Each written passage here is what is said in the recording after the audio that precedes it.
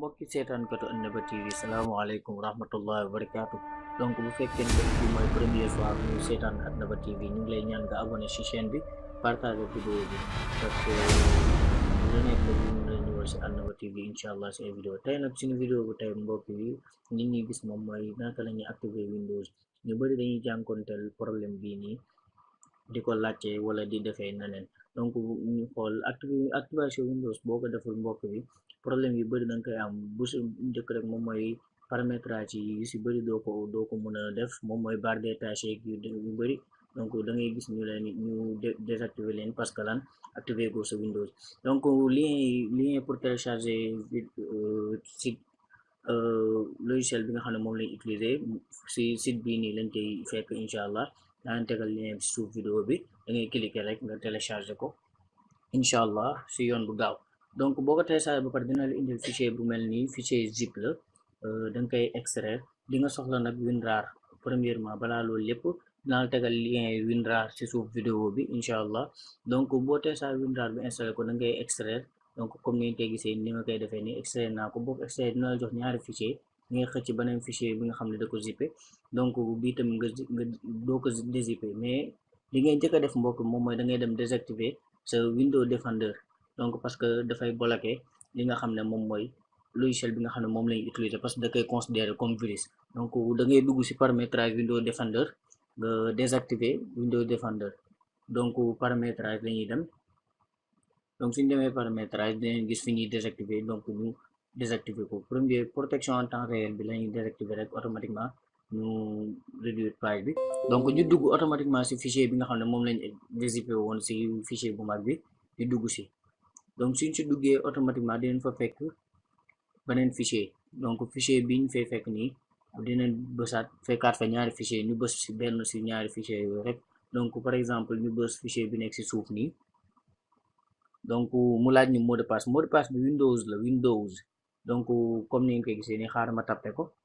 donc comme ni ngeen koy gisee nii xaaral ma leeral ko feeñal ko Windows comme ni ngeen koy gisee après ma def OK automatiquement donc su ma bindee Windows def OK automatiquement di nga gis application bi activé wu donc ñu xoolaale lii nii la ñuy activé texte bii nii ngeen gis nii ci écran bi moom la ñuy ñëw activé dindi ko fi donc run donc ñu démarrer port kii bi logiciel bi automatiquement logiciel bi day ñëw démarrer pour ñu mën a utiliser ko ñu xaar tuuti.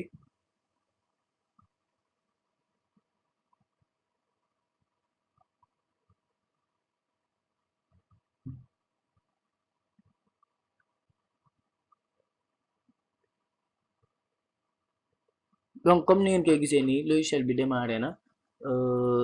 comme ni ngeen koy gisee logiciel baa ngi démarré donc logiciel bi démarré na normalement donc di nga gis activation automatiquement soo neexee da ngay cliquer activation mais dañ leen di wanaale rek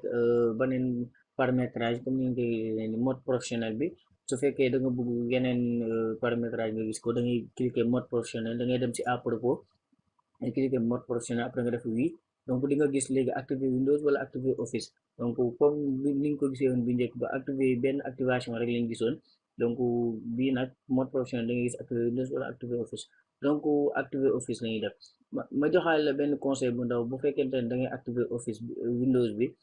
fexeel nga fayaale sa connexion fexeel bul nekk en ligne parce que boo nekkee en ligne par exemple day ralentir activation bi te dina koy def mu yéex donc activer automatiquement dañuy bës activer donc comme ni ngeen koy gisee nii su fekkee soo fayee connexion bi nag wax ju bëri mu ngi ci quoi parce que connexion bi dafay ralentir affaire yi moo tax dañ koy fay donc automatiquement dañuy activer donc activation donc taaluñ connexion bi taaluñ dara activation bi démarré na comme ni ngeen koy gisee nii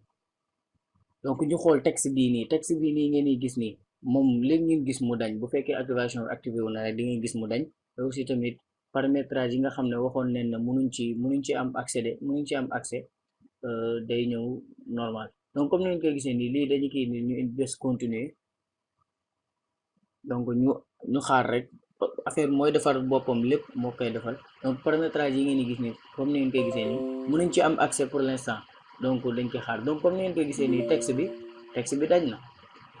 donc comme ni ngeen koy gisee nii texte bi dañ na produit activé avec succès donc fi mu ne nii activation mat na nañ xool paramétrage ba xam mën nañ si jot tamit donc comme ni ngeen koy gis paramétrage tamit yi bañoon yëpp activé wu na donc lii lañ leen indiloon boo xoolee paramétrage yi bañoon yëpp activé wu na couleur yeeg lépp activé wu na logiciel bi activé na lépp ñu xool texte bi tamit dem na donc logiciel bi kon jàll na ak ñun donc lien yëpp mu ngi suuf vidéo bi incha allah mbokk bi bu fekkee jël na nga si vidéo bi partagé ko abonné ci chaîne bi bës clic cloche bi pour vidéo bu nekk ñëwal la saa bu nekk mbokk bi salaamaaleykum wa rahmatullahi wa barakaatu